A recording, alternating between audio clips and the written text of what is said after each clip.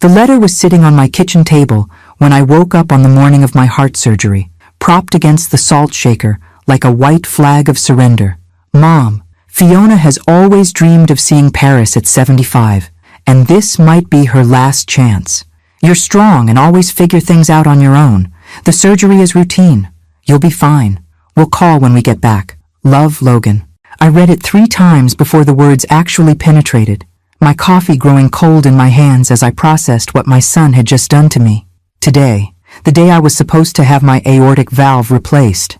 The day I'd been dreading for 6 months, ever since Dr. Patterson had looked at my test results with that careful expression doctors wear when they're about to change your life forever. Mrs. Evans, without this surgery, you have maybe 6 months. With it, you could have 20 good years ahead of you. I'd called Logan immediately after that appointment, my hands shaking as I dialed his number. I'm scared, honey, I'd admitted, something I rarely allowed myself to say out loud. Could you be there with me? Of course, Mom. Of course I'll be there. That had been 3 months ago. 3 months of planning, of Logan helping me fill out the hospital paperwork, of him promising he'd drive me to the pre-op appointments, of him assuring me that Riley and the kids would visit during my recovery.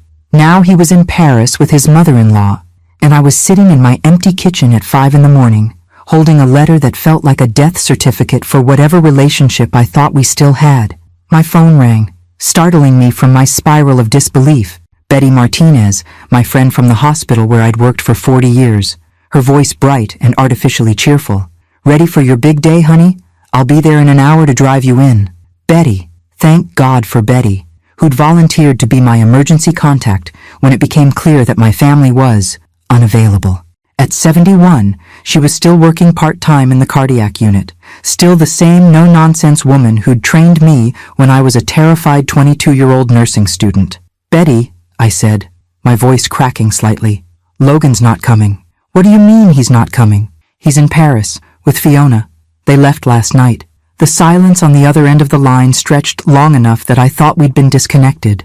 When Betty finally spoke, her voice carried the kind of controlled fury I remembered from the times she'd had to deal with incompetent doctors or neglectful family members. That little shit. Betty. No, Leah, don't you dare defend him. What kind of man abandons his mother on the day of major heart surgery to take his mother-in-law on vacation? The kind of man Logan had become, apparently. The kind of man who'd spent the last 5 years orbiting around Fiona Williams like she was the sun and the rest of us were distant, forgettable planets. Ever since Riley's father had died and left Fiona that big house in the suburbs, Logan had been drawn there like metal to a magnet. Sunday dinners moved from my little apartment to Fiona's dining room. Holiday celebrations relocated to her perfectly decorated living room. The grandchildren started calling her Grandma Fiona while I became Grandma Leah, as if the distinction in titles somehow reflected our relative importance in their lives. I'll be fine, I told Betty, though we both knew I was lying. The surgery is routine, right? That's what Logan said. Leah Marie Evans, don't you dare minimize this. Aortic valve replacement is major surgery. You need someone there who loves you, someone who'll advocate for you if complications arise, someone who'll hold your hand when you wake up scared and in pain. I closed my eyes, feeling the weight of abandonment settle around my shoulders like a lead blanket. When had I become so expendable to my own son? When had Fiona's comfort become more important than my survival? I'll be that someone, Betty continued, her voice fierce with determination. And when you get through this, and you will get through this, you're going to have some serious thinking to do about what kind of relationship you want to have with people who treat you like you're disposable. After we hung up, I wandered through my small apartment, looking at the photos that chronicled a life of service and sacrifice. There was Logan at 8, grinning gap-toothed after I'd worked double shifts for 3 months to pay for his baseball camp. Logan at 16, rolling his eyes as I fussed over his prom tuxedo that I'd bought with overtime money from the ICU. Logan at 25, looking handsome in his wedding tux. Riley radiant beside him in the dress I'd helped pay for when her family came up short. When had gratitude turned into expectation? When had my willingness to sacrifice become evidence that I didn't need anything in return? I picked up the letter again, studying Logan's handwriting. Still the careful script I'd helped him perfect at the kitchen table while working my way through nursing school. Fiona has always dreamed of seeing Paris at 75, as if I'd never had dreams. as if my dreams had expired when I'd chosen to raise him alone after his father died, when I'd worked nights and weekends to keep us afloat, when I'd put his needs ahead of my own for 37 years. The irony wasn't lost on me that I was about to have heart surgery. My heart, the one that had broken a little more each time Logan chose Fiona's comfort over my presence, each time he'd canceled our lunch plans because Fiona needed him to drive her somewhere, each time he'd cut our phone conversations short because Fiona was calling on the other line. But there was something Logan didn't know, something I'd kept to myself out of modesty and a lifetime habit of not wanting to burden others with my small victories. 6 months ago, when I'd gotten the diagnosis and started researching heart surgeons, I'd entered a contest on a whim. America's Medical Miracles, that reality TV show where celebrity surgeon Dr. Alexander Stone performed revolutionary procedures on deserving patients. I'd filled out the application mostly as a distraction, something to keep my mind occupied during the sleepless nights when the reality of my condition would hit me like a freight train. "Tell us why you deserve a medical miracle," the application had asked. I'd written about my 40 years as a cardiac nurse, about the thousands of patients I'd held hands with in their darkest moments, about the families I'd comforted when miracles didn't happen. I'd written about choosing service over self, about finding purpose in other people's healing, about the quiet satisfaction of a life spent making others feel less alone. I never expected to hear back. Women like me, ordinary women, unremarkable women, women whose biggest achievement was raising decent human beings and saving lives one shift at a time. We didn't get chosen for television miracles, except I had been chosen. The call had come 2 weeks ago. A producer named Sarah, whose enthusiasm crackled through the phone like electricity. "Mrs. Evans, we've selected you for Dr. Stone's next episode. Your story moved our entire team to tears. You represent everything noble about healthcare, and Dr. Stone is personally invested in your case." I'd agreed, partly because the surgery would be free, and partly because some small hidden part of me had always wondered what it would feel like to be special, to be celebrated, to be seen as someone worth saving. Logan didn't know about the show. I hadn't told him about being selected, hadn't mentioned the cameras that would be documenting my surgery, hadn't shared the news that I'd be receiving care from the most famous heart surgeon in the world. I'd planned to surprise him with the good news when he came to the hospital this morning. Instead, he was photographing the Eiffel Tower while I prepared to face the most frightening day of my life with only Betty's fierce loyalty to sustain me. But as I finished my coffee and prepared for the shower that would be my last before surgery, I felt something unexpected stirring beneath the hurt and abandonment, something that felt suspiciously like anticipation. Logan thought I was routine, forgettable, someone who would figure it out and be fine without his support. He was about to discover just how wrong he was. In 6 hours, while he was sipping wine in a Parisian cafe, I would be on national television, having my life saved by the most celebrated surgeon in America. Some routines, I was learning, were more remarkable than they appeared. Betty arrived at my apartment driving her ancient Honda Civic with the kind of determined efficiency that had made her legendary in the cardiac unit. At 71, she still moved like someone half her age, her silver hair pulled back in the same practical bun she'd worn for decades, her scrubs replaced today by a navy dress that somehow managed to look both respectful and ready for battle. "Don't even think about defending that son of yours," she said the moment I opened the door, reading my expression with the accuracy of someone who'd spent 40 years interpreting the subtle signs of cardiac distress. "I've been stewing about this for the past hour, and I have things to say."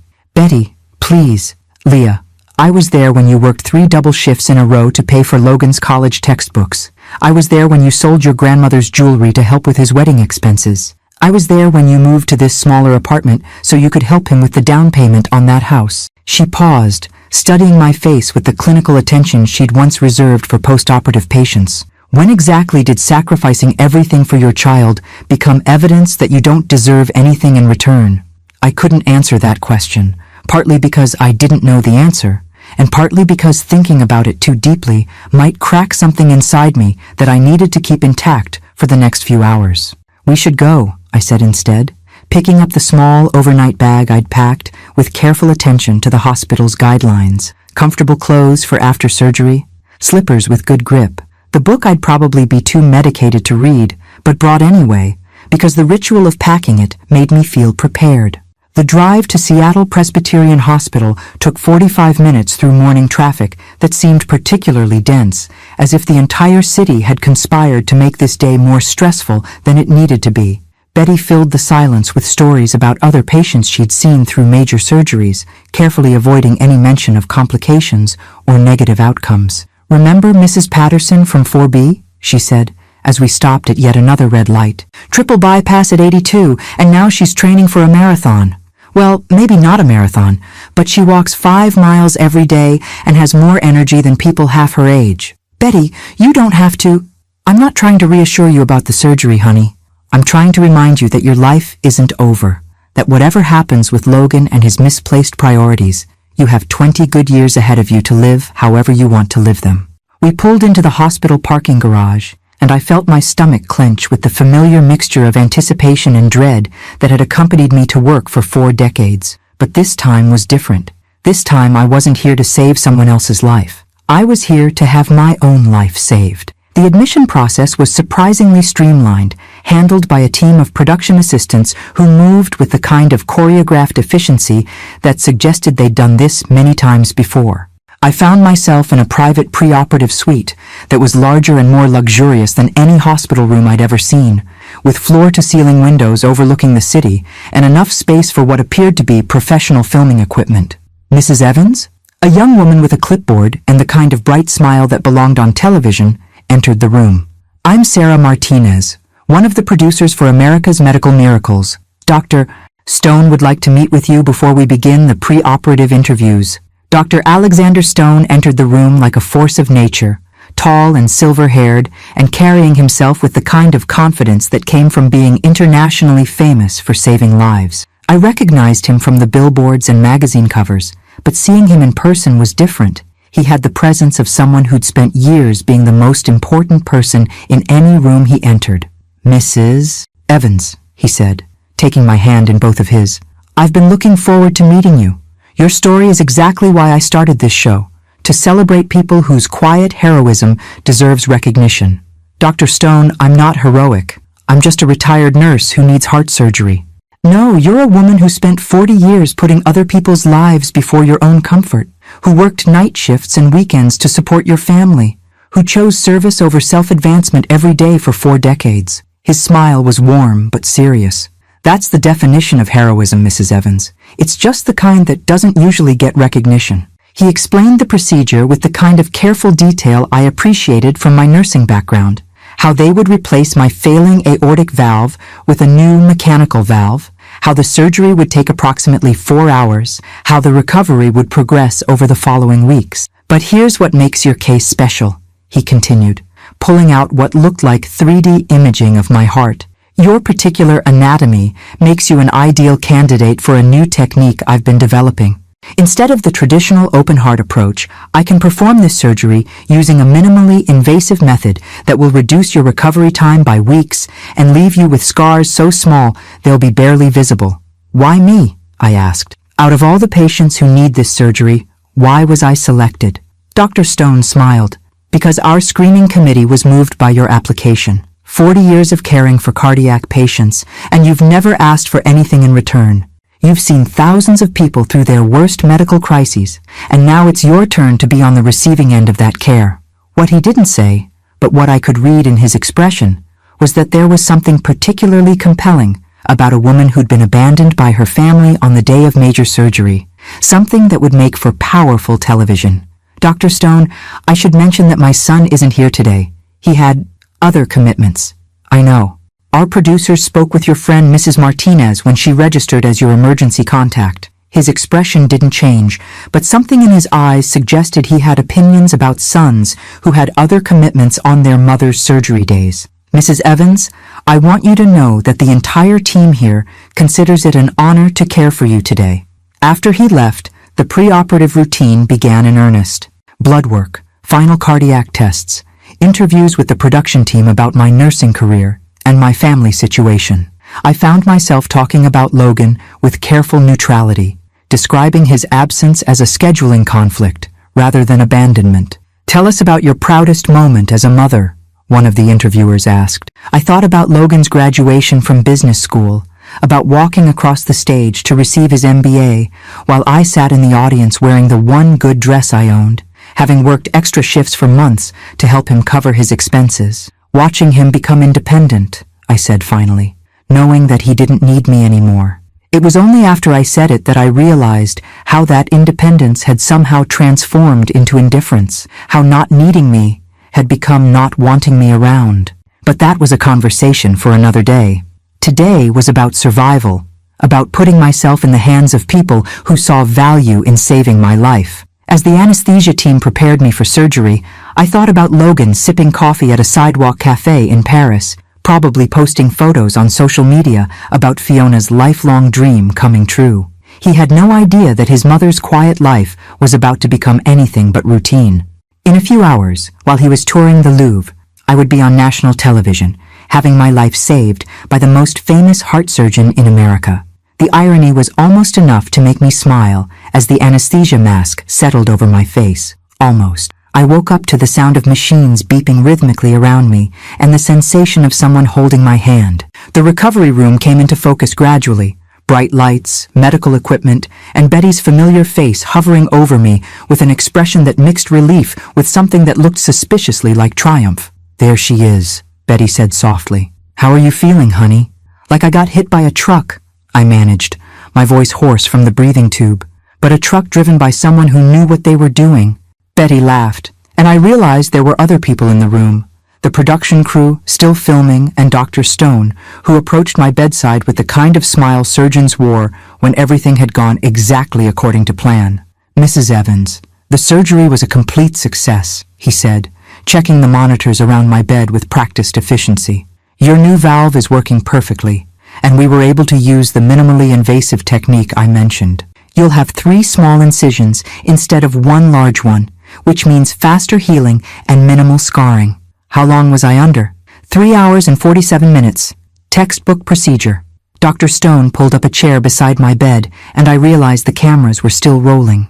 "Mrs. Evans, I need to tell you something. In my 30 years of cardiac surgery, I've rarely seen someone with your combination of anatomical factors that made this new technique possible. You're going to be the poster case for minimally invasive aortic valve replacement." "What does that mean?" "It means that your surgery is going to change how we approach this procedure for thousands of future patients. You're not just receiving care, Mrs. Evans, you're advancing it." Through my post-surgical haze, I tried to process what he was telling me. Somehow my routine surgery had become groundbreaking medicine. "There's something else, Doctor," Stone continued, glancing at the production crew. "The response to your story has been extraordinary. The preliminary interviews we posted on social media yesterday have already been viewed over 2 million times. 2 million? People are calling you the angel nurse. Your 40 years of service, your dedication to patients, your grace under pressure. It's resonating with viewers in a way we've never seen before." Betty squeezed my hand. "Leah, you need to see this." She held up her phone, showing me a social media post with a photo of me from yesterday's pre-operative interview. The comments were overwhelming. Hundreds of nurses sharing their own stories, former patients thanking me for care I didn't remember giving, people expressing outrage that my family had abandoned me on surgery day. "I don't understand," I said, trying to make sense of what I was seeing through the medication fog. "How did people find out about Logan?" "The producers didn't identify him specifically," Betty explained. "But when they mentioned that your son was traveling during your surgery, people put pieces together.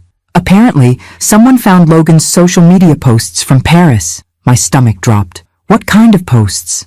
Betty hesitated, then showed me Logan's Instagram account. Photos of him, Riley, and Fiona at the Eiffel Tower, smiling and raising champagne glasses. The caption read, "Making Fiona's dream come true. Paris at 75, life is beautiful. Family first. Bucket list, Heart Paris 2024. The timestamp showed it had been posted 3 hours ago while I was in surgery. "Oh God," I whispered. "It gets worse," Betty said gently. "Look at the comments." Hundreds of people had found Logan's post and were expressing their disgust in increasingly harsh terms. "While your mother was having heart surgery? What kind of son are you?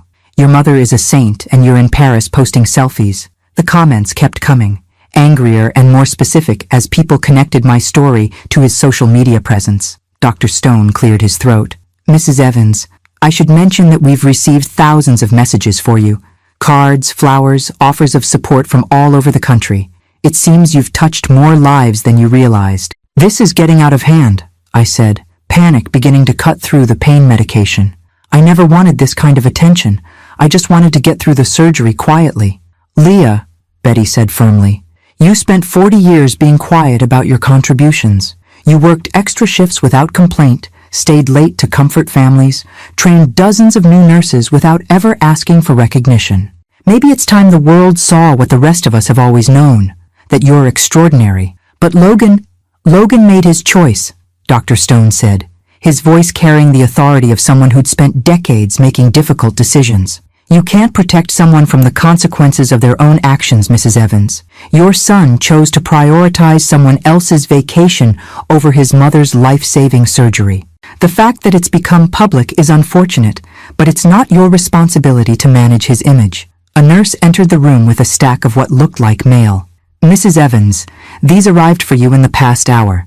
We had to set up a separate area just to handle the deliveries. I stared at the letters and packages, overwhelmed by the idea that strangers cared more about my recovery than my own son seemed to.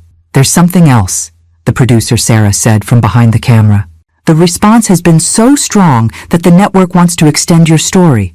Instead of a single episode, they're proposing a feature-length special about healthcare heroes like you. What would that involve? Following your recovery, highlighting your nursing career, maybe featuring some of the patients whose lives you've impacted over the years. Sarah paused, checking her notes. And, Mrs. Evans, there's the matter of your participation fee. Participation fee? For appearing on the show, for allowing us to document your surgery and recovery. It's standard for all featured patients. She smiled. $330,000. The room fell silent except for the steady beeping of my heart monitor. $330,000. More money than I'd ever seen at one time. More than my annual salary had been for most of my nursing career. That's not possible, I whispered. It's very possible, Dr. Stone said. And it's the least you deserve for sharing your story with the world. I closed my eyes, trying to process everything that had happened in the past 24 hours.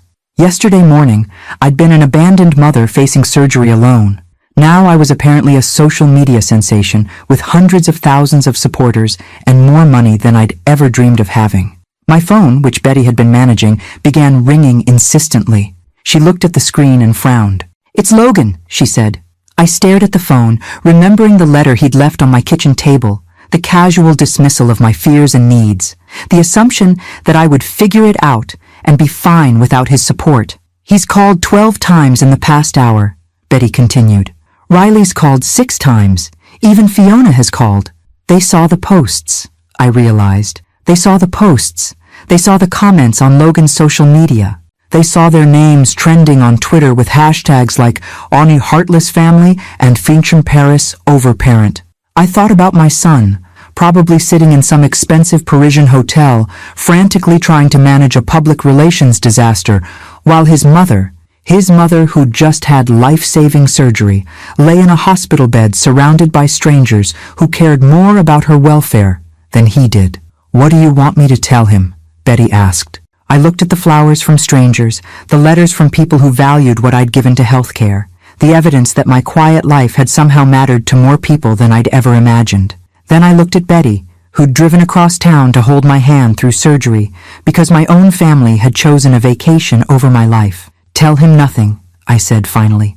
"If Logan wants to talk to me, he can come home from Paris and say what he needs to say in person." The phone stopped ringing, then immediately started again. This time, I didn't even look at who was calling.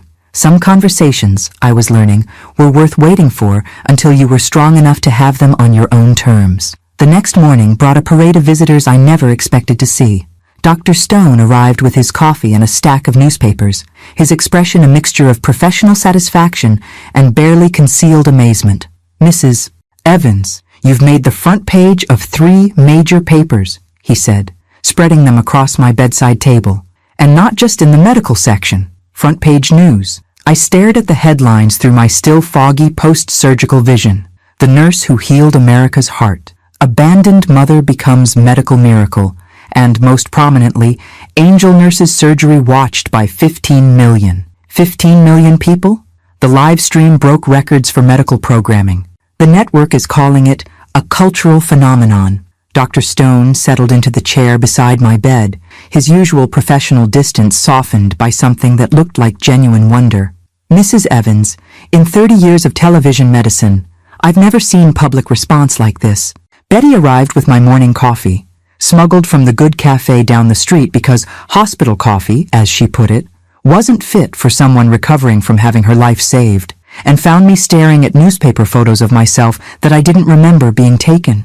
"How are you feeling about all this?" she asked, settling into her vigil chair with the practiced efficiency of someone who'd spent decades managing post-operative patients. "Overwhelmed," I admitted. "Yesterday I was just a retired nurse having heart surgery. Today I'm apparently... What am I exactly?" "You're someone who reminded America what real character looks like," Dr. Stone said. "In an age of superficial celebrity and manufactured drama, your story represents something authentic. 40 years of quiet service and then grace under abandonment. People are hungry for that kind of genuineness." My phone had been ringing constantly since yesterday evening, but Betty had appointed herself my communications manager, screening calls and taking messages with the fierce protectiveness of a cardiac unit charge nurse. "Logan's called 37 times, she reported. "Riley's called 22 times. Fiona has called 6 times, and I have to say she sounds increasingly panicked." "What are they saying?" "Logan keeps saying there's been a misunderstanding, that he needs to explain the situation. Riley is crying in most of her voicemails, saying she never realized how it would look. And Fiona..." Betty paused, consulting her notes. "Fiona is demanding that you stop this media circus immediately." I almost smiled at that. Even facing public humiliation, Fiona was still issuing demands. "There's something else," Betty continued, her tone shifting to something more serious. "The social media response has gotten intense. Logan's had to disable comments on all his posts.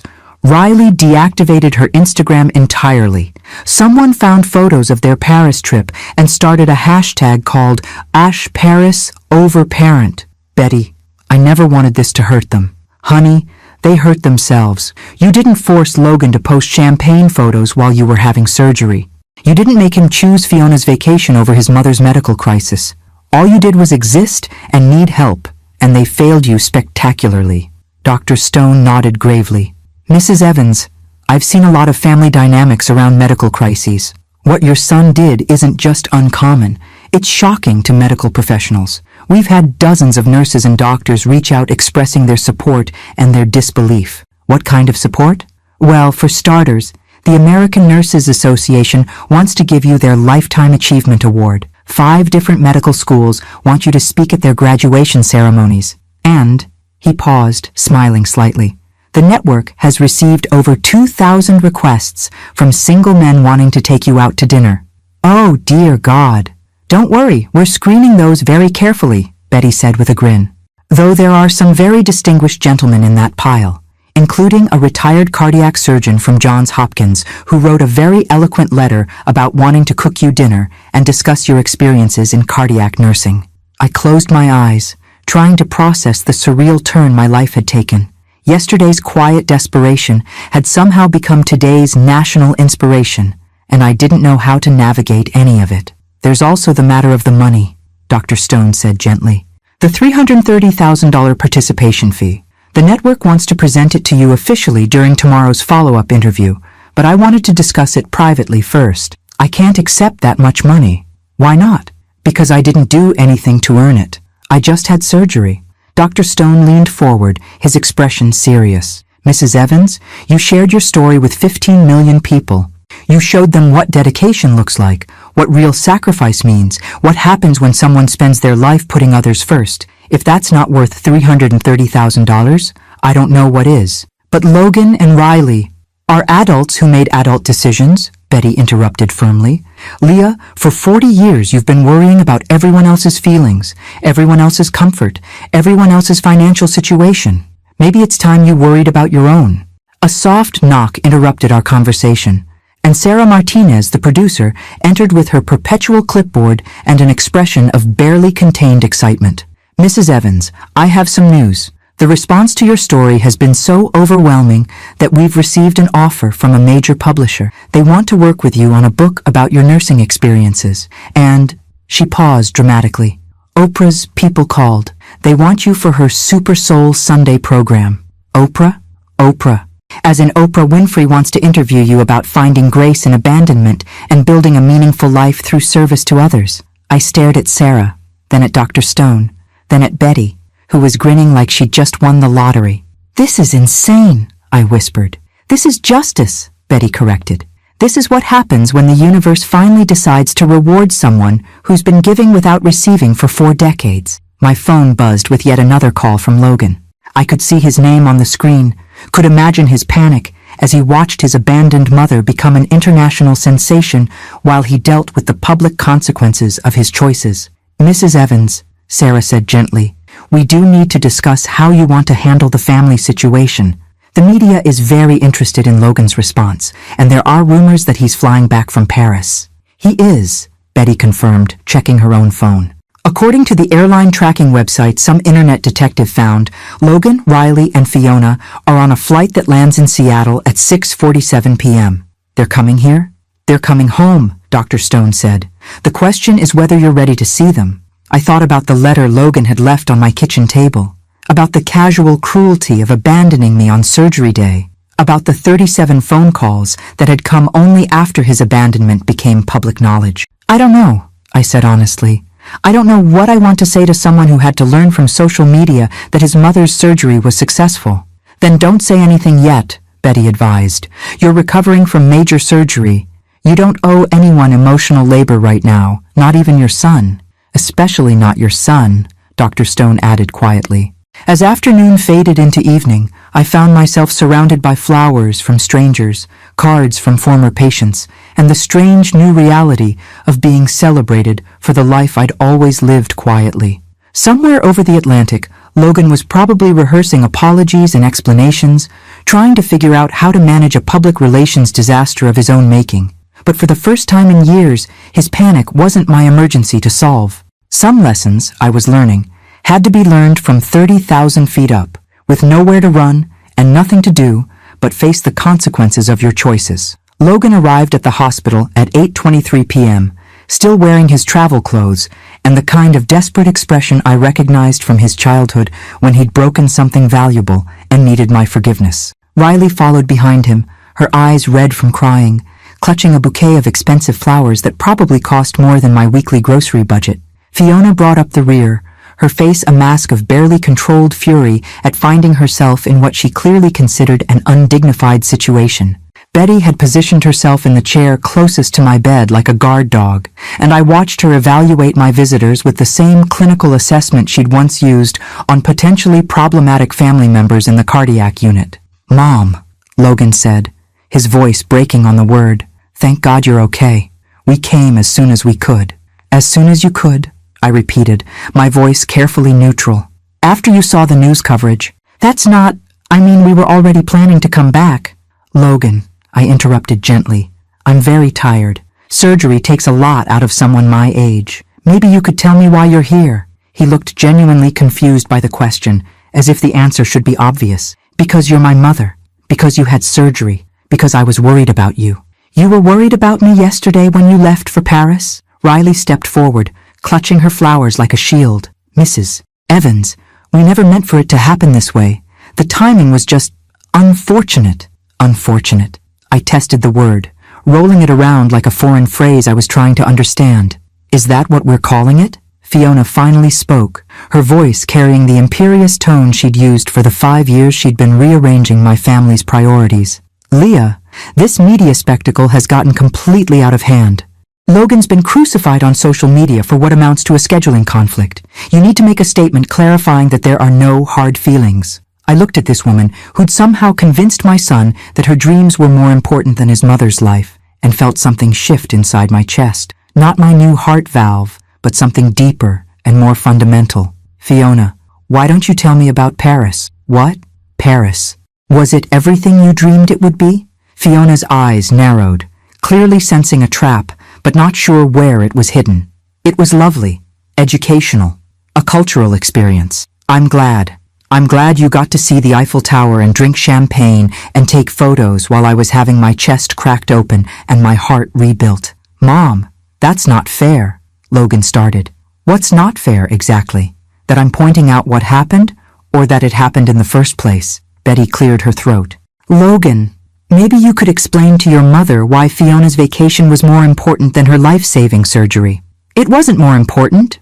It was just, the timing was already set, and Mom's always been so independent, so capable of handling things on her own. So you thought I could handle heart surgery on my own too. I thought the surgery was routine. I thought you'd be fine. And if I hadn't been fine? If there had been complications? If I died on that table yesterday? The question hung in the air like a challenge. Logan's face crumpled, and for a moment he looked like the little boy who'd once crawled into my bed during thunderstorms. Don't say that. Don't even think that. Logan, I've been thinking about nothing else for 6 months. About dying alone. About not having anyone who loved me holding my hand when I went under anesthesia. About the possibility that my son might not even find out I was gone until he got back from vacation. Riley burst into tears. We didn't know it would be like this. We didn't know everyone would react so strongly. We just thought... You thought what, Riley? We thought you'd understand. That you'd be proud we were taking care of Fiona, making her dreams come true. She's 75, and this might have been her last chance to travel. And I'm 67, and yesterday might have been my last chance to have my son with me when I needed him most. Fiona stepped forward, her face tight with the kind of controlled anger I'd seen her use to manipulate Logan for years. Leah, you're being dramatic.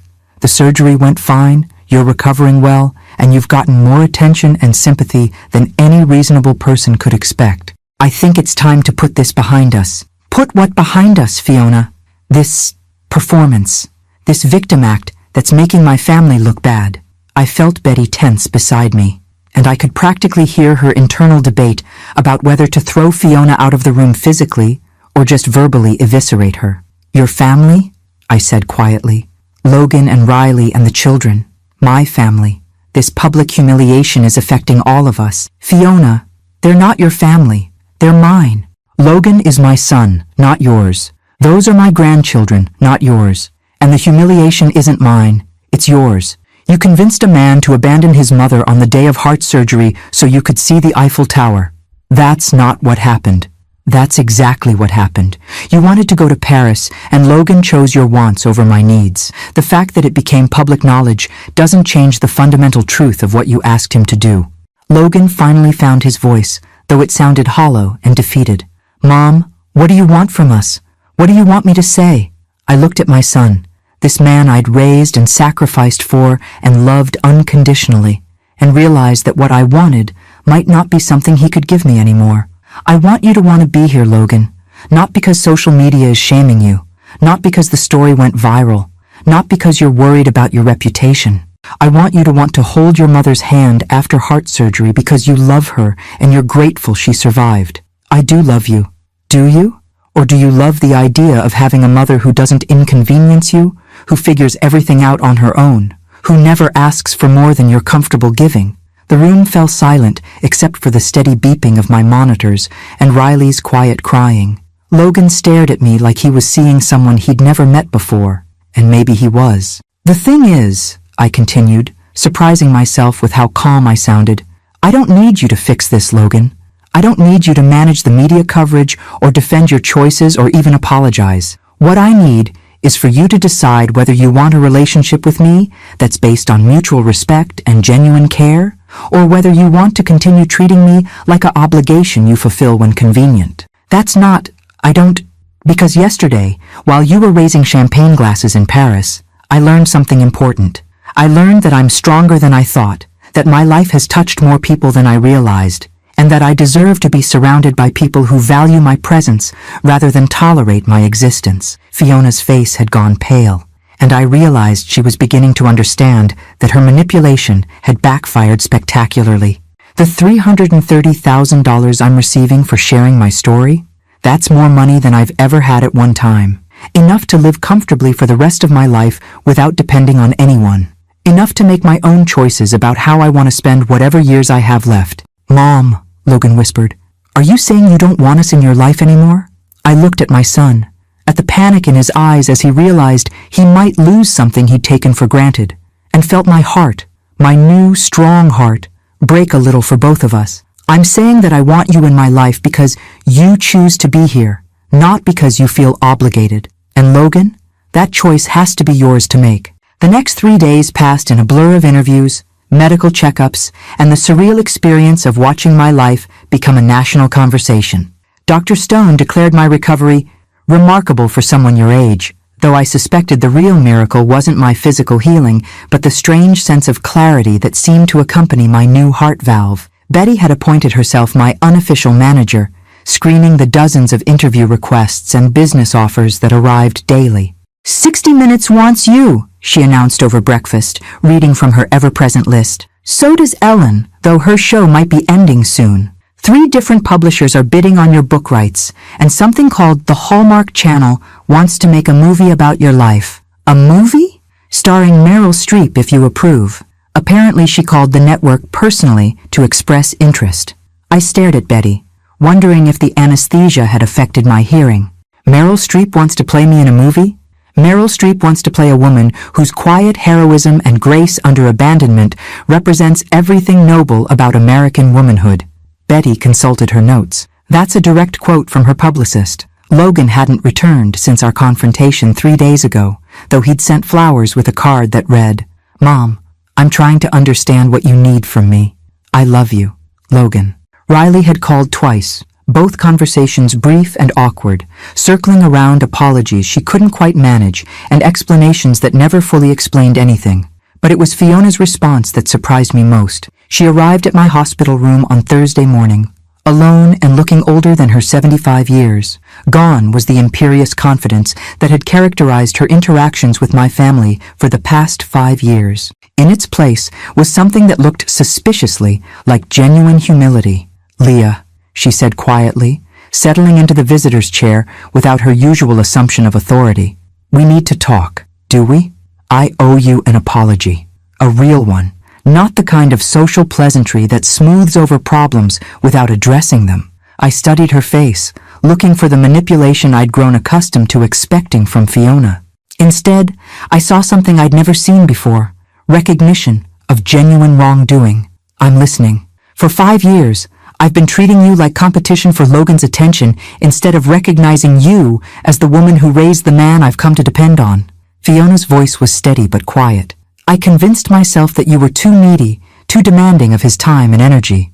I told myself that encouraging him to prioritize his immediate family, Riley and the children and me, was healthy boundary setting. And now I've spent 3 days watching the entire country express horror at the idea of abandoning you during surgery, and I've had to face the fact that I orchestrated exactly that abandonment." Fiona paused, looking out the window at the Seattle skyline. "I've also had to face the fact that Logan's 2 children, your grandchildren, haven't seen their grandmother in 3 months because I've been scheduling family activities that exclude you. Fiona, please, let me finish. I need to say this." She turned back to me, her eyes bright with tears I'd never seen her shed. "I convinced Logan that you were a burden instead of a blessing. I made him choose between his mother's needs and my wants, and I framed it as him choosing his future over his past. I was wrong about everything." The honesty in her voice was so unexpected that I felt my own eyes fill with tears. "The truth is," Fiona continued, "I was jealous. Jealous that Logan loved you unconditionally while I had to earn his attention with gifts and trips and constant validation. Jealous that you raised him to be the kind of man who would sacrifice for family, then convinced him to stop sacrificing for you. Jealous that you were secure in his love while I was always afraid of losing it. Fiona, Logan loves you. Logan feels responsible for me. There's a difference." She wiped her eyes with a tissue from the box beside my bed. "Since Riley's father died, I've been terrified of being alone, of becoming irrelevant, of facing my own mortality without someone to manage my fears for me. So I turned Logan into my emotional caretaker and convinced him it was normal family duty. I thought about the past 5 years, about the gradual way Logan had shifted his attention from my needs to Fiona's demands, and realized I was seeing the architecture of her manipulation clearly for the first time. "The Paris trip," I said. "The Paris trip was me panicking about turning 75 without having experienced the things I thought would make my life meaningful. But Leah, I could have gone to Paris any time in the past 5 years. I chose your surgery date because I was testing whether Logan would choose me over you when it really mattered. And he did. And he did. And I was triumphant for about 6 hours until I realized what I'd actually accomplished. I'd turned a good man into someone who could abandon his mother during a medical crisis. I'd won a competition I'd created against someone who wasn't even playing.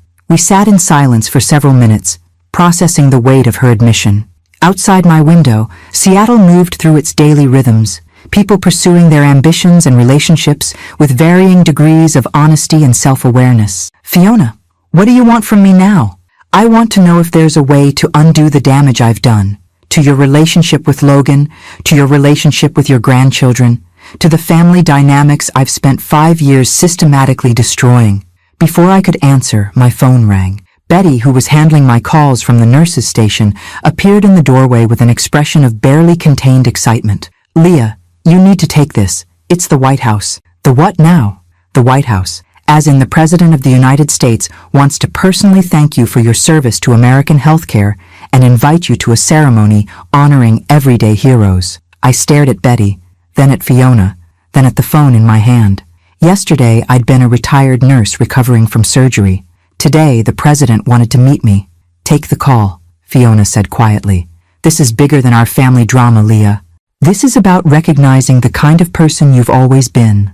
The conversation with the White House liaison was brief, but surreal. The President had seen the America's Medical Miracles special and wanted to include me in a ceremony recognizing healthcare workers who'd made extraordinary contributions to their communities. The event would be televised nationally and include a personal meeting with the President. After I hung up, Fiona and I sat staring at each other in the strange new reality my life had become. Leah, she said finally, I spent 5 years convincing Logan you were ordinary, forgettable, someone whose needs could be safely ignored. I was wrong about that too. I am ordinary, Fiona. I'm just ordinary in a way that apparently resonates with people. No. You're extraordinary in a way that looks ordinary to people who don't pay attention. She stood up, gathering her purse and coat. I'm going to talk to Logan tonight. Really talk to him about what I've done to this family and what he needs to do to fix it. Fiona, you don't have to. Yes, I do. Because if I don't fix this, you're going to move on with your new life and your new opportunities, and Logan is going to lose the best thing that ever happened to him without ever understanding what he lost. As she reached the door, Fiona turned back to me one more time. For what it's worth, Leah, I think you're going to be extraordinary at being famous too. The world needs more examples of what real character looks like. After she left, I sat in my hospital bed thinking about forgiveness, redemption, and the strange ways that public humiliation could sometimes lead to private truth. My phone buzzed with a text from Logan. Mom, Fiona told me everything. Can we talk? I stared at the message for a long time, thinking about the conversation we needed to have and whether I was strong enough to have it. Some healing, I was learning, required more than just surgical intervention. But maybe, with enough honesty and courage, broken families could learn to beat with the same rhythm as repaired hearts. Logan returned to my hospital room that evening, but this time he came alone and carried himself differently, like someone who'd been forced to look in a mirror and hadn't liked what he'd seen. He sat in the chair Fiona had vacated earlier, his hands clasped tightly in his lap, and for several minutes, neither of us spoke. Fiona told me what she said to you, he began finally, about the manipulation, about turning me against you, about Paris being a test. And what do you think about that? I think she's right. I think I've been an idiot and a terrible son, and I don't know how to fix it. His voice cracked slightly. Mom, I don't even know when it started. When did I stop seeing you as a person with your own needs and start seeing you as, what? An obligation? A chore to manage? I studied my son's face, seeing traces of the boy who'd once told me I was his best friend, who'd insisted I read him bedtime stories long past the age when his friends had outgrown them. I think it started when you got married, I said gently, when you had to figure out how to balance being a son with being a husband and father. That's normal, Logan. What wasn't normal was how I disappeared from the equation instead of finding a new place in it. But you didn't disappear. You were always there when I needed you, always ready to help with money or babysitting or whatever crisis came up. Being available isn't the same as being valued, sweetheart. I became convenient rather than important. Logan was quiet for a long time, processing this distinction. When did you stop feeling important to me? I thought about the question, tracing the gradual erosion of my place in his life. Remember your birthday 3 years ago? You were turning 34, and I'd planned a small dinner party. Just family, your favorite cake, some of the friends you'd grown up with. I remember. Fiona decided that same weekend to redecorate her guest bathroom and needed help moving furniture. You canceled our dinner to help her, and when I mentioned that we'd had plans, you said, "Mom, you'll understand. Fiona really needs me right now." But you did understand. You always understood. I understood that Fiona's bathroom remodel was more important to you than celebrating your birthday with your mother. That's when I realized I'd become the person you turned to when everyone else was busy, not someone whose time was valuable in itself. Logan's face crumpled slightly. I thought you preferred it that way.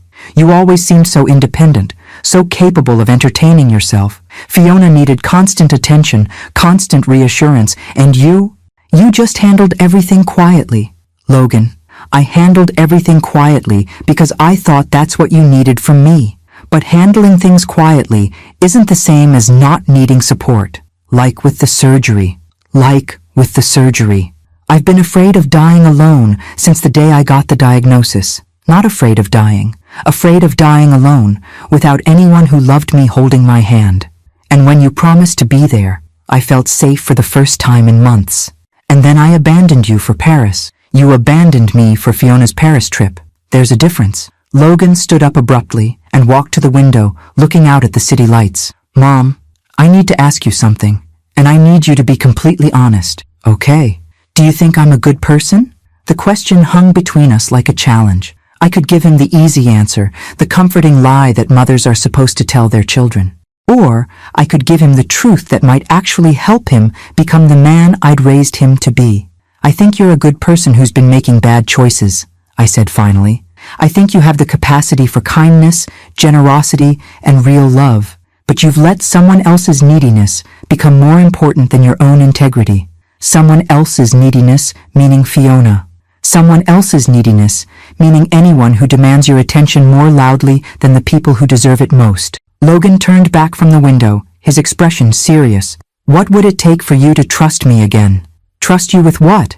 With your heart, with your feelings, with believing that I actually want to be your son instead of just going through the motions. I thought about the question, about the months of gradual distancing, about the letter on my kitchen table, about the 37 phone calls that had come only after public shame forced his attention. Time, I said. Consistency. Choosing me sometimes when it's inconvenient, not just when it's easy. What does that look like practically? It looks like Sunday dinners at my apartment instead of always at Fiona's house. It looks like remembering my birthday without Riley reminding you. It looks like calling me because you want to talk to me, not because you need something or feel guilty about not calling. And if I do those things, then maybe we can rebuild something real instead of just maintaining something obligatory. Logan returned to his chair, leaning forward with the intensity I remembered from his childhood when he was trying to solve a problem that really mattered to him.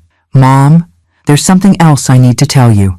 About the money, about the fame, about all of this. He gestured toward the flowers and cards that filled my room. I'm proud of you. I'm proud that the whole country is seeing what I should have seen all along, that you're extraordinary. Logan, no, let me finish. I'm proud, but I'm also scared. Scared that you're going to realize you don't need me anymore, that you can have a rich, full life without dealing with a son who took you for granted for so long. I looked at this man who'd been both my greatest joy and my deepest disappointment and felt something shift in my chest, not my heart valve, but the organ it was protecting. Sweetheart, I've never needed you. I've always wanted you.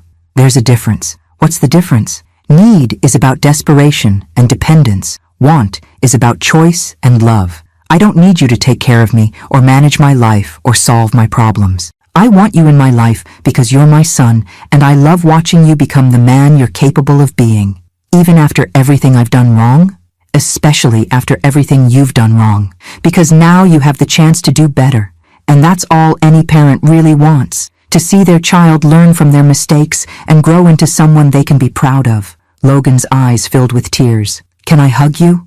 I know you're still recovering from surgery, but come here. He leaned over my hospital bed carefully, wrapping his arms around me with the gentle precision of someone who finally understood that the person he was holding was fragile and precious and irreplaceable. "I love you, Mom," he whispered against my shoulder. "I'm sorry it took a national television show for me to remember how to show it." "I love you too, sweetheart. But Logan?" "Yeah? This is the easy part. The hard part is going to be changing your behavior when the cameras aren't rolling and the world isn't watching." "I know. But Mom?" "What?" "I'm ready to do the hard part. For the first time in years, I'm ready to be the son you deserved all along." As Logan left to begin the difficult work of rebuilding our relationship, I realized that my heart surgery had accomplished something Dr. Stone hadn't mentioned in his preoperative consultation.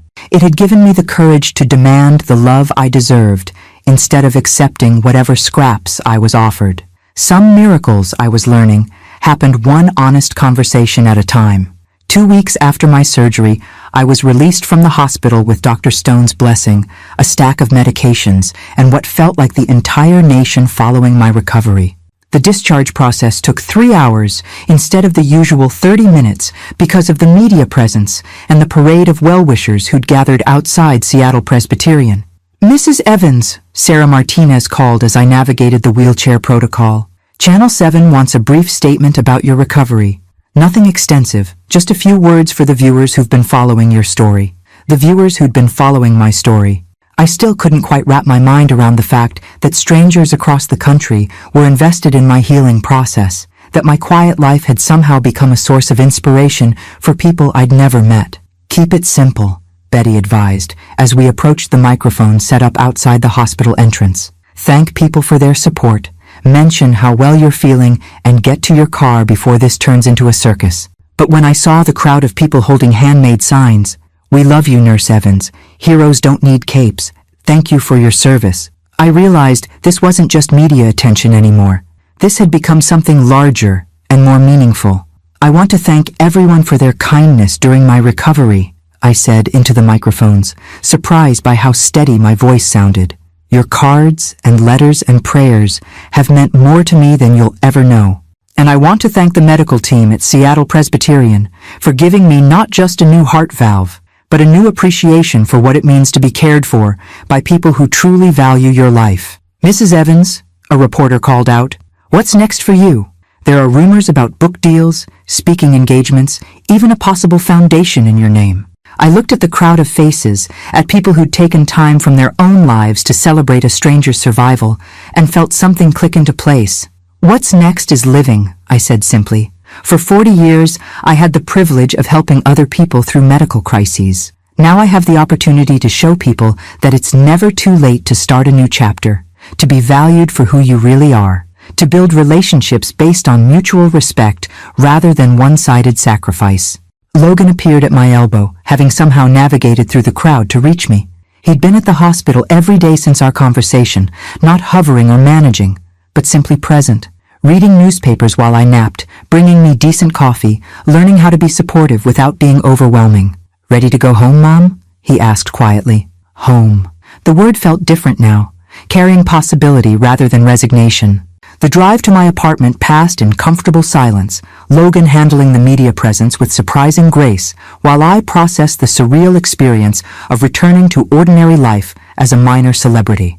When we pulled into my familiar parking space, I felt a mixture of relief and anticipation. Relief to be away from public attention, anticipation for whatever came next. My apartment had been transformed during my hospital stay. Logan and Riley had cleaned and organized with military precision, stocking the refrigerator with healthy foods and arranging the living room to accommodate my recovery needs. Fresh flowers filled every available surface, and someone had set up a comfortable reading corner by the window with pillows and blankets and a stack of books people had recommended. "Riley wanted to be here when you came home," Logan said as he helped me settle into my favorite chair.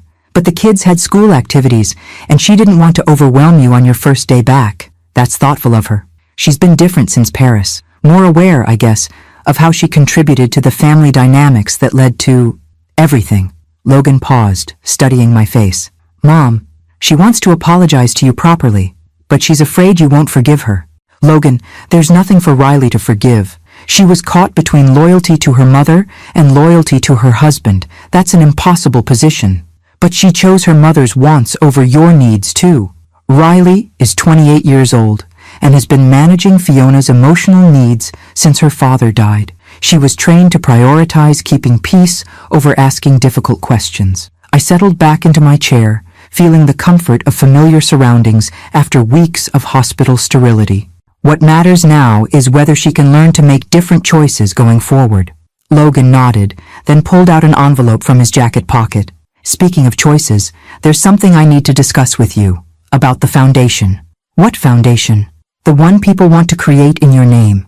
The offers are real, Mom. Publishers, networks, organizations.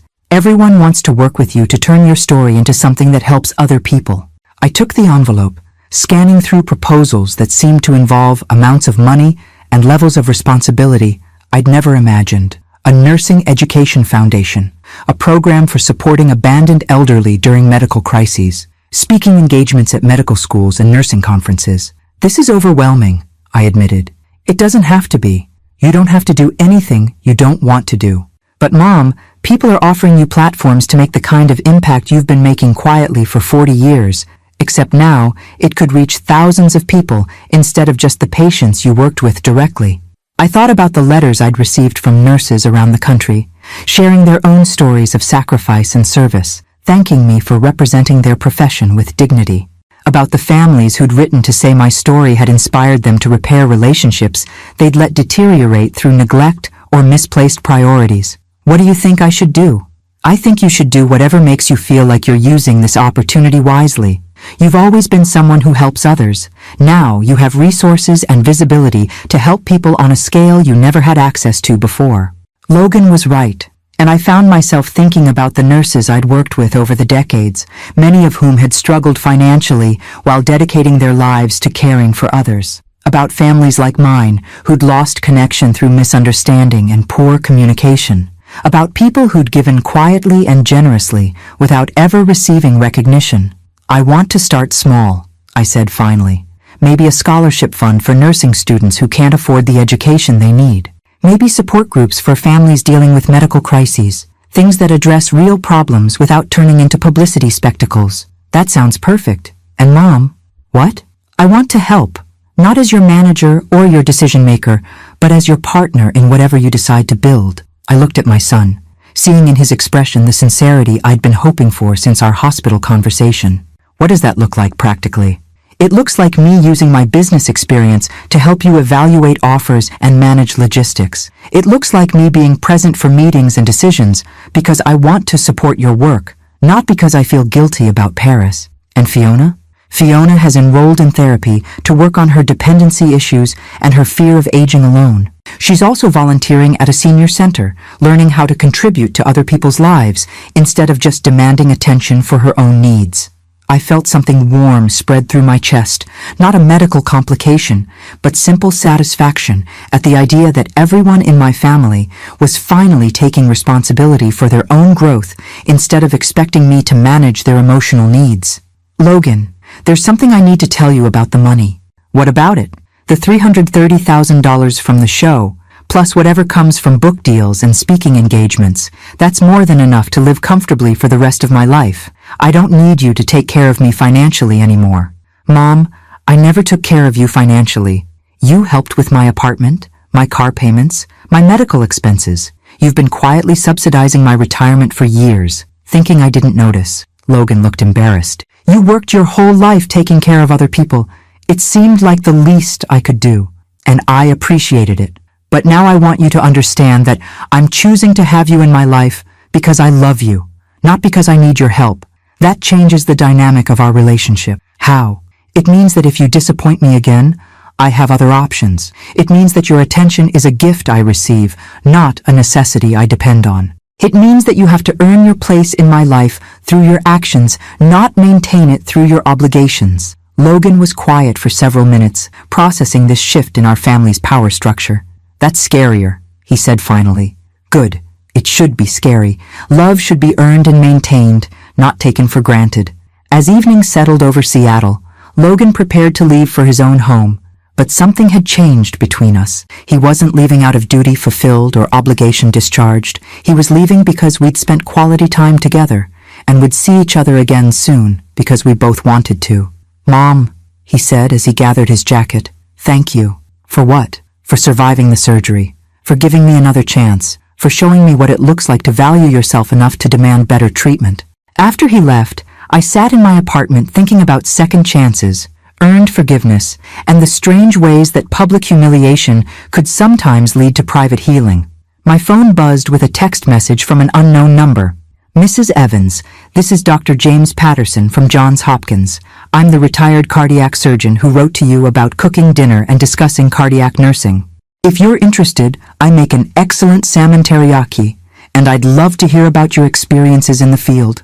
I stared at the message, remembering Betty's mention of distinguished gentlemen among my admirers, and felt something flutter in my chest that had nothing to do with my new heart valve. At 67, with a television career and a foundation to build, and a son who was finally learning how to love me properly, I was apparently about to discover what it felt like to be courted by someone who saw me as extraordinary rather than convenient. Some chapters, I was learning, were worth waiting your whole life to begin. 3 months later, I stood in the rose garden of the White House, wearing a navy dress that cost more than my old monthly budget and feeling like an imposter among the 30 other healthcare heroes being honored by the president. The ceremony was being broadcast live to the nation, and I could see camera crews positioned strategically around the manicured lawn. "Mrs. Evans," the president said as she approached me during the reception, "your story has touched millions of Americans.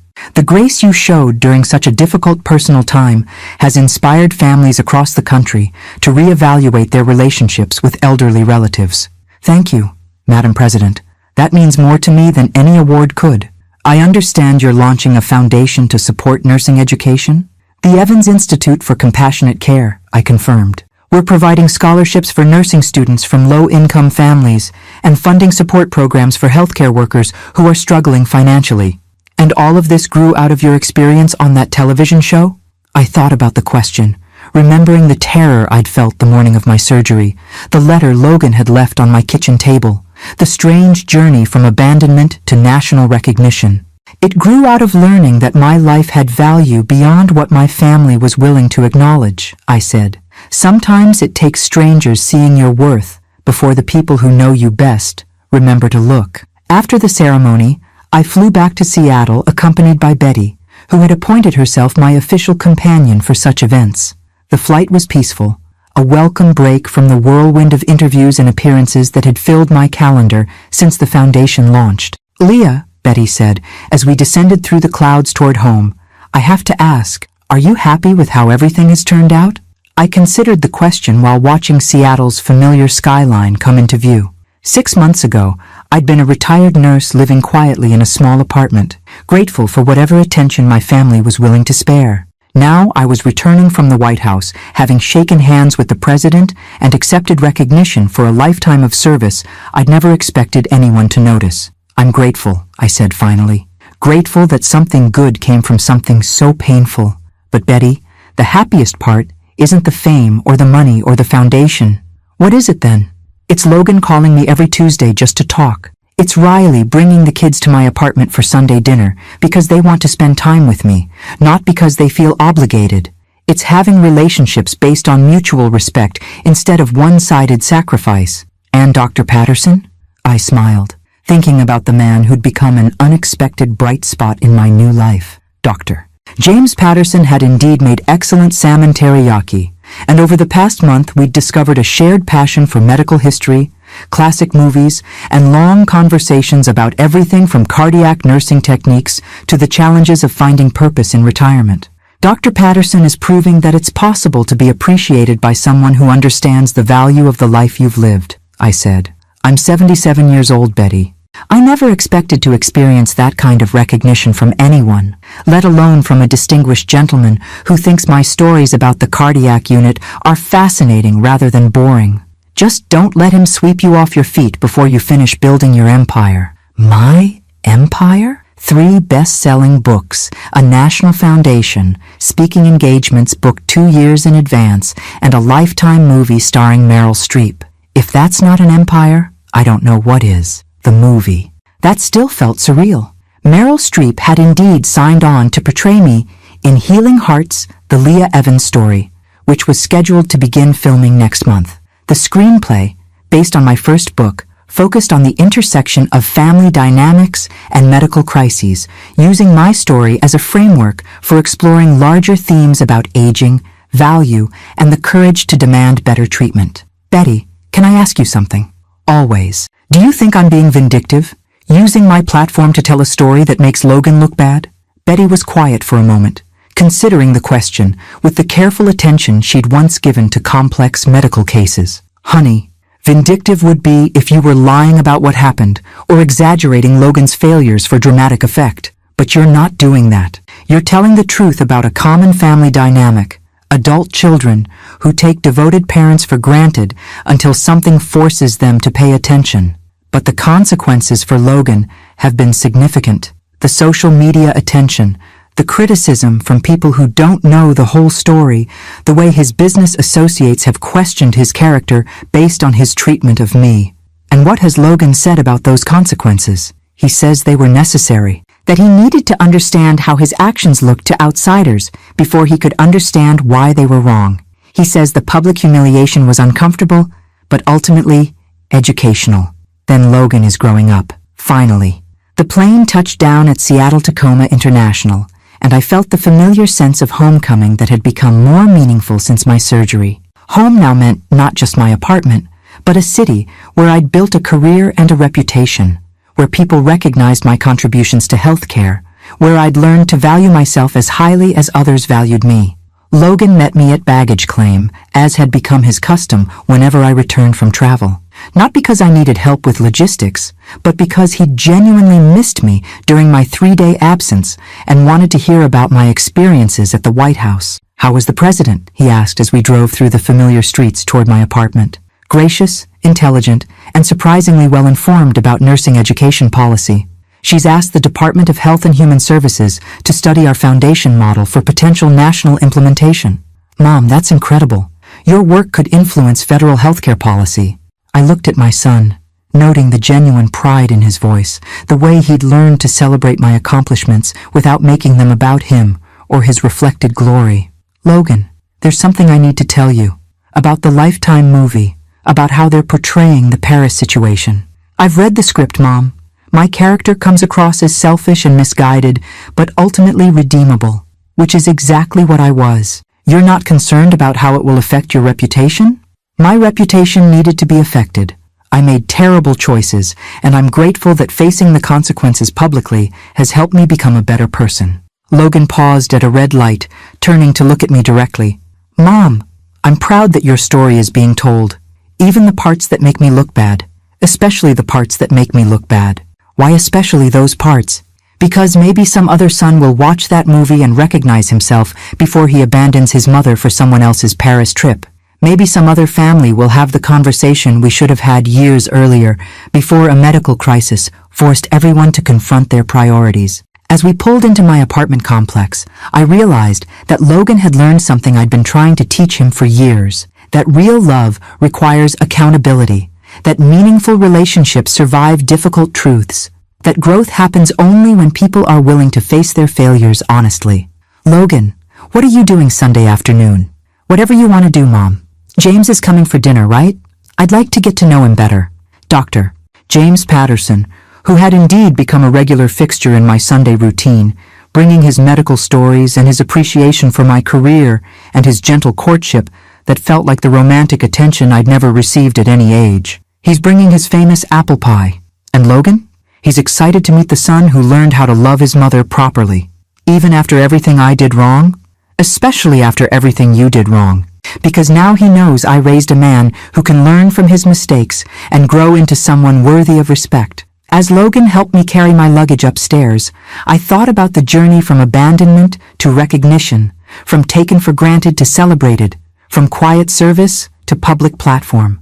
The woman who'd woken up to find a letter of dismissal on her kitchen table 6 months ago had become someone whose story inspired millions, whose foundation would help thousands, whose example would outlive her by generations. But the real miracle wasn't the fame or the money or the recognition. The real miracle was that, at 67, I'd finally learned to value myself enough to demand the love I deserved. And remarkably, I'd discovered that when you demanded better treatment, the people worth keeping in your life rose to meet those expectations. Everyone else simply revealed themselves to be people you were better off without. 1 year later, I stood in the lobby of the newly opened Evans Institute for Compassionate Care, watching nursing students, healthcare workers, and families stream through the doors for our inaugural gala.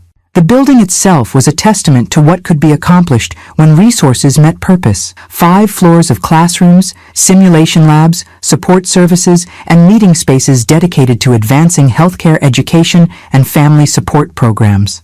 "Leah, you look radiant," Dr. James Patterson said, appearing at my side in the elegant tuxedo that made him look distinguished rather than simply retired. Over the past year, our friendship had deepened into something neither of us had expected at our age. A genuine romantic partnership built on mutual respect, shared values, and the luxury of being appreciated for exactly who we were.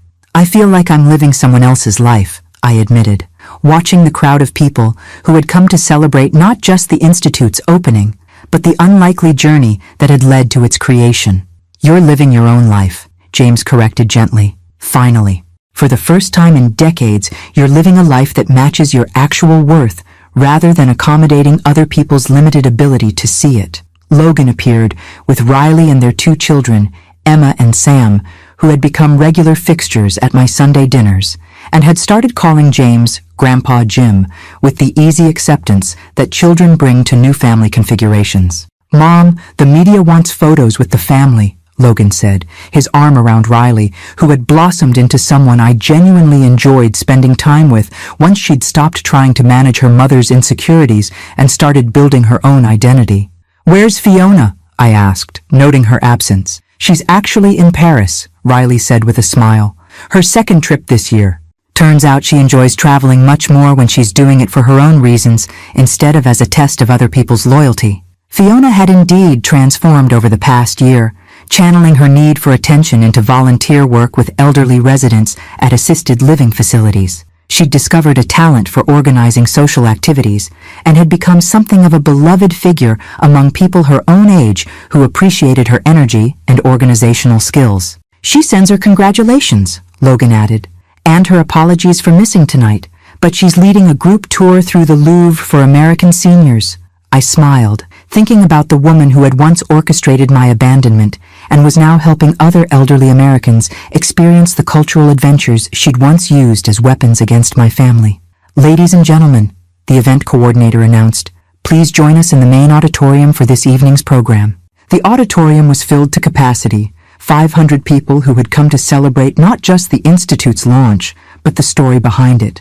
I saw former colleagues from my nursing career, patients whose lives I'd touched decades ago, families who had been inspired by my television appearances to repair their own damaged relationships. Betty, now serving as the Institute's Director of Nursing Programs, introduced me with the kind of speech that made me grateful for a lifetime of friendship with someone who truly understood my journey. "Ladies and gentlemen, it is my honor to introduce a woman who spent 40 years proving that quiet heroism changes the world one life at a time. Tonight, we celebrate not just her individual achievements, but the thousands of healthcare workers who will benefit from the programs she has created. Please welcome the founder of the Evans Institute for Compassionate Care, my dear friend, Leah Evans. The standing ovation lasted longer than I had expected, and I felt genuinely moved by the enthusiasm of people who had gathered to support work that felt like the natural extension of everything I'd always believed about healthcare and human dignity. "When I woke up on the morning of my heart surgery 18 months ago," I began, "I thought I was facing the worst day of my life. I had been abandoned by my family, left to navigate a medical crisis alone, reduced to feeling like a burden rather than a beloved mother and grandmother." I paused, looking out at the audience, seeing Logan's proud face in the front row, James's encouraging smile, Betty's fierce satisfaction. I was wrong about that day being the worst of my life. It was actually the beginning of the best chapter I've ever lived, because sometimes it takes losing everything you thought you wanted to discover what you actually deserve. I talked about the Institute's programs, scholarships for nursing students from underprivileged backgrounds, support groups for families dealing with medical crises, advocacy training for healthcare workers, and counseling services for elderly patients who felt abandoned or undervalued by their families. But our most important program, I continued, isn't about education or financial support. It's about changing the conversation around aging, family responsibility, and the value of people whose contributions have been quiet rather than public. I gestured toward a video screen that showed testimonials from families who had participated in our family communication workshops, adult children who had learned to see their elderly parents as people with their own needs and dreams rather than obligations to be managed. We're teaching families how to have conversations they've been avoiding, how to recognize caregiving as a privilege rather than a burden, how to build relationships based on mutual respect rather than one-sided sacrifice. The program concluded with the announcement of our first major initiative, a partnership with medical schools across the country to integrate family dynamics training into healthcare education, ensuring that future doctors and nurses would be equipped to address not just medical needs, but the family conflicts that often complicated patient care. As the evening wound down and guests moved to the reception area, I found myself standing with Logan and James in a quiet corner of the lobby, looking up at the bronze plaque that read, "The Evans Institute for Compassionate Care, where healing begins with understanding." "Mom," Logan said quietly, "I need to say something." "What's that, sweetheart?" "I'm proud of you. Not just for tonight, not just for the Institute, but for having the courage to demand better from all of us. You could have continued accepting whatever scraps of attention we were willing to give you, but instead, you chose to show us what real love actually looks like.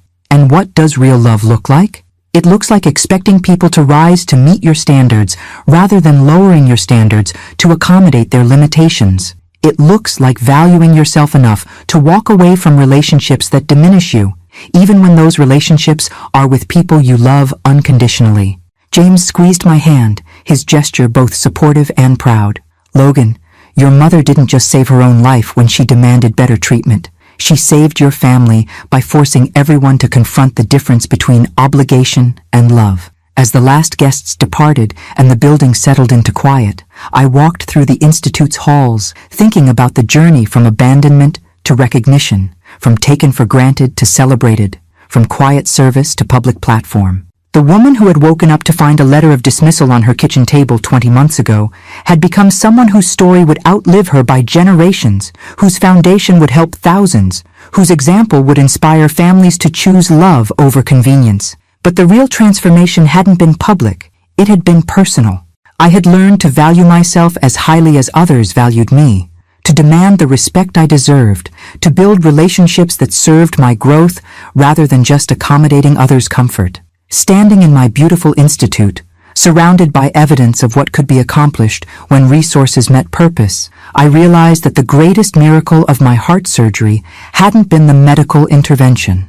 It had been discovering that some people are worth waiting 77 years to become. The biggest surgery I ever had wasn't on my heart. It was on my willingness to accept less than I deserved. Once I healed from that, everything else became possible. Some miracles happen in operating rooms. Others happen when you finally love yourself enough to demand that others love you properly too. At 67, I learned that it's never too late to become the person you were always meant to be, if you're brave enough to stop settling for who others needed you to be instead. The end.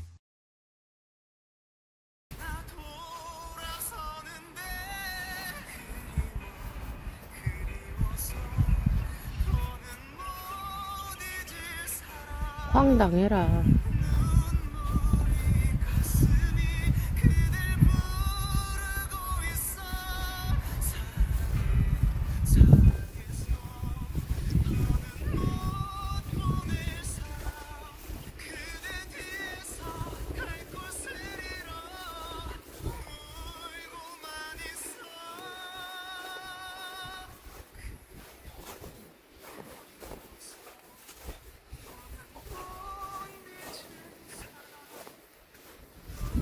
텐트 쳤냐고?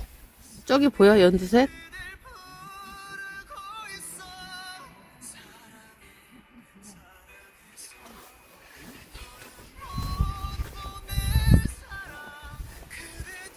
캠핑장이 아니고 여기는 해수욕장이고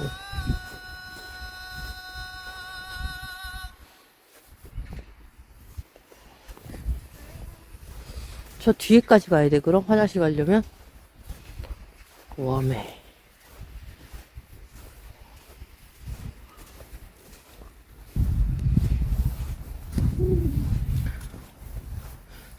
내 텐트 여기 있어.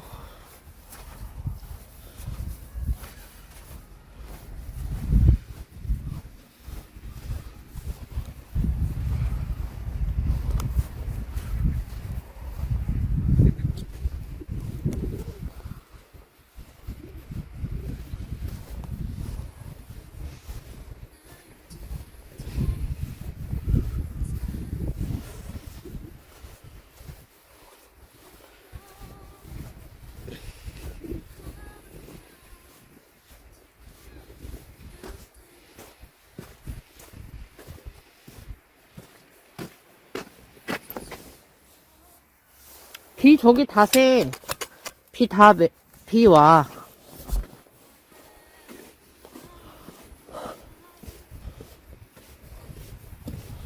비 안 오지 않고 비 와.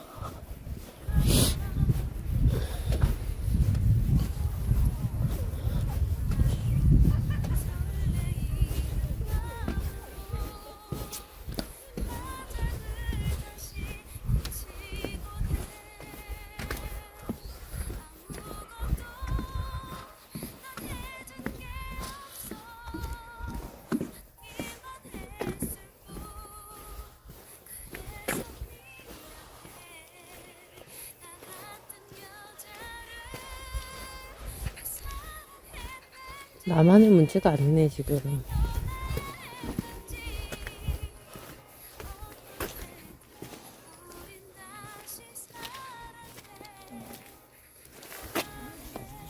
화장실 가려고 뭐 어디 집에까지 갔다 와야 돼? 어?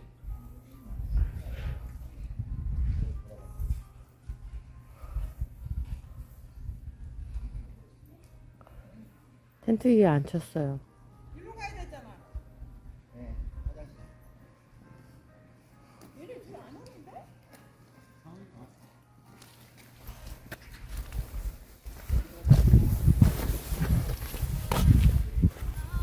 저쪽에 어디 화장실 있나 보다. 쪽팔리니까 바로 쫓아가지 말고 저 사람들 갔다 오면 쫓아가자. 얼굴이 말이 아니네. 잠을 어제부터 지금까지 안 잤더니 눈이 아주 띵띵 부었어. 아.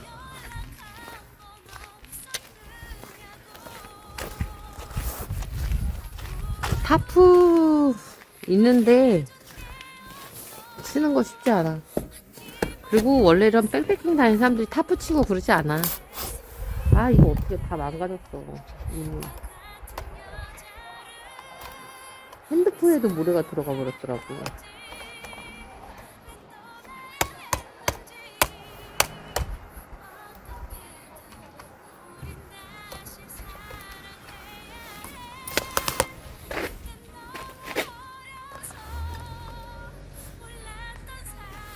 타프는 위에 치죠. 위에. 햇빛도 가리고 바람도 맞고. 화장 안 하셨나요? 이런 데 가서 화장 뭐 마스카라 바르고 립스틱 바르고 있나요? 아, 나 바본가? 왜 지금 비가 오는데 왜 이거 우산을 나 진짜 바본가 봐. 아.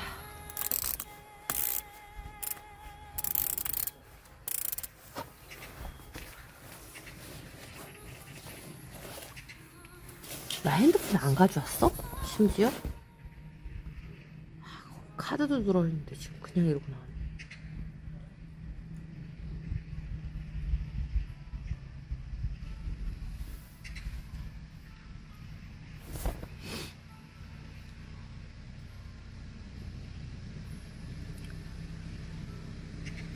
오빠 집 비몽사몽. 혹시 오늘 주말인데 안 봤어?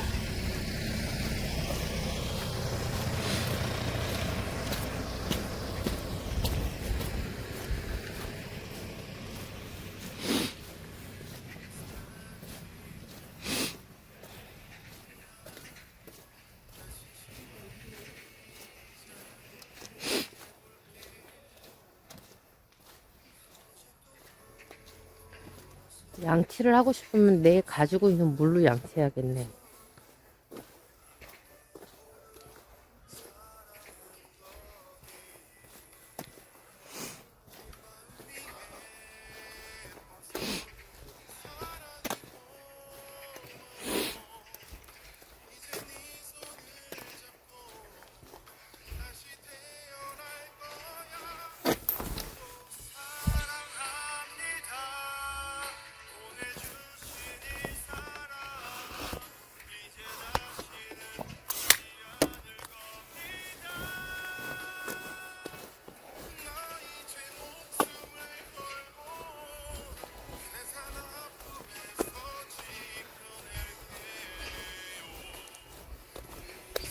아, 여기 야영장에서 여기에 화장실.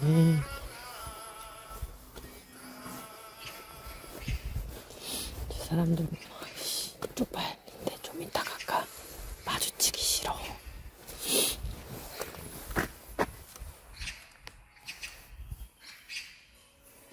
아니, 화장실 뭐, 급한 게 아니라, 그냥 잠자기 전에 갔다 오려고 했거든. 근데 저 앞에 아저씨들이 있어서 좀 이따 갈래. 저 아저씨들이 여자들 기다리고 있나 봐, 쉣.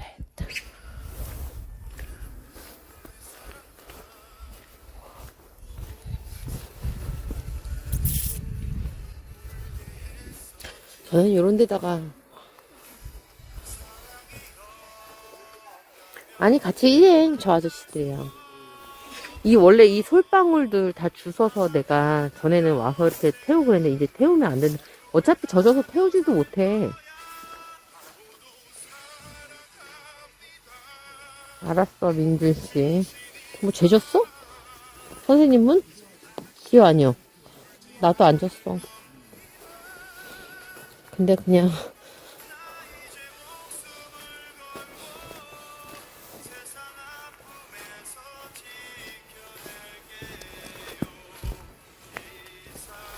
저기 산, 저기, 먹구름 잔뜩 펴있어.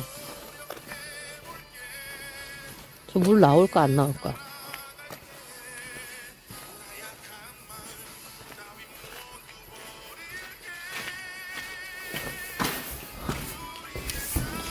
물 나올까, 안 나올까?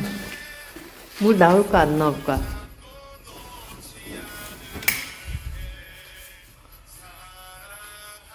근데 저렇게 젖은 건 연기가 많이 나. 젖은 건 태울 수가 없어. 민준 씨 물 나온대. 다른 사람은?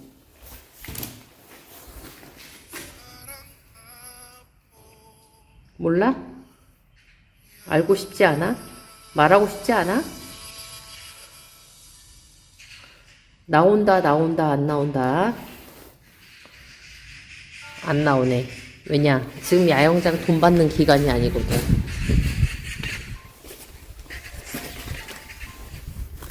안 나와.